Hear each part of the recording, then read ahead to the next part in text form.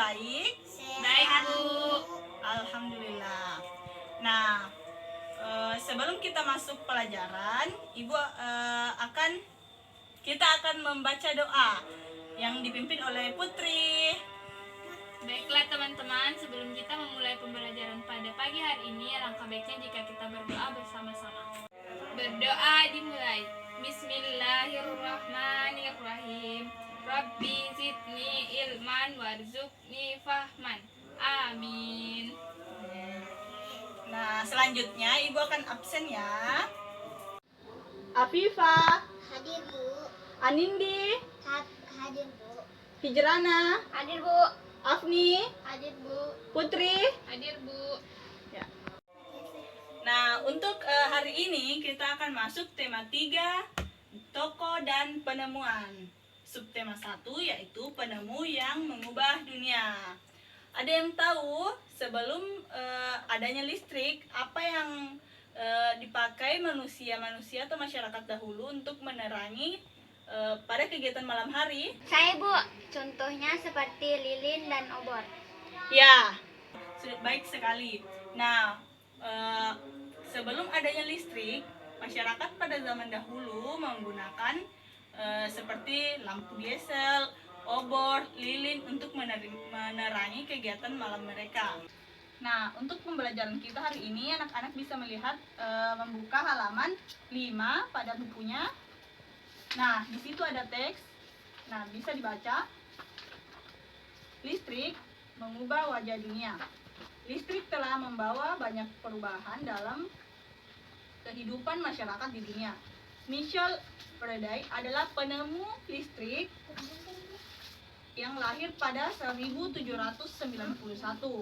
di Newington, Inggris. Ia berasal dari keluarga miskin, tapi dia dengan perjuangan yang keras dan semangat pantang menyerah akhirnya berhasil membuat alat sederhana pertama yang dapat menghasilkan gelombang elektromagnetik. Arus listrik adalah gelombang elektromagnetik, yaitu gelombang yang dapat merambat meski tidak adanya perantara media.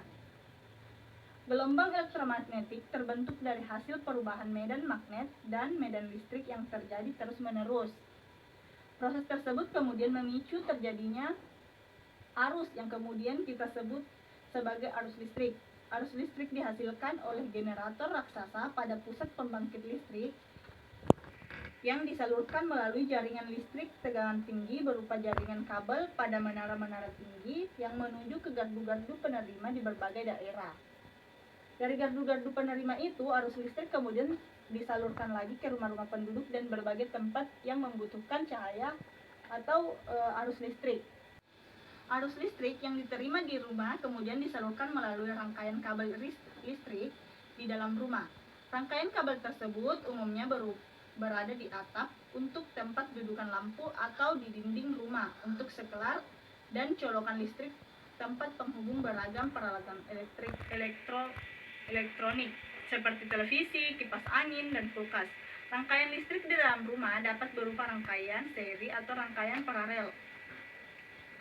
Rangkaian seri dan paralel merupakan jenis rangkaian yang dipakai untuk menyambung dua atau lebih komponen listrik sehingga menjadi satu komponen yang utuh.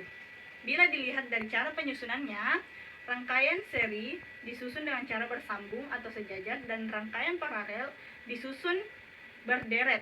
Nah, di sini Ibu akan berikan gambar bagaimana rangkaian seri lampu dan rangkaian paralel lampu. Nah, ini merupakan gambar rangkaian seri lampu.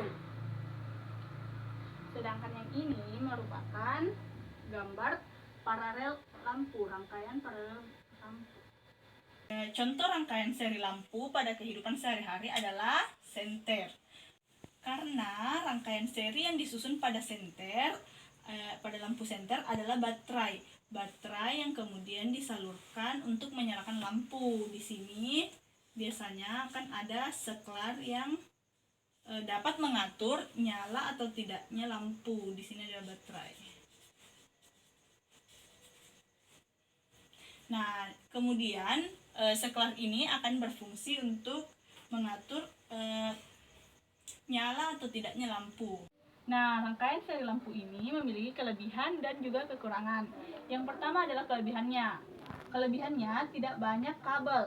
Nah, pada rangkaian seri ini kabel yang digunakan cukup sedikit. Nah, yang kedua hemat saklar dan yang ketiga adalah hemat biaya.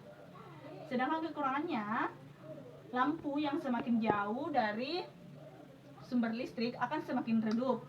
Dan apabila satu lampu dimatikan, lampu yang lain akan ikut mati karena saklarnya yang sedikit.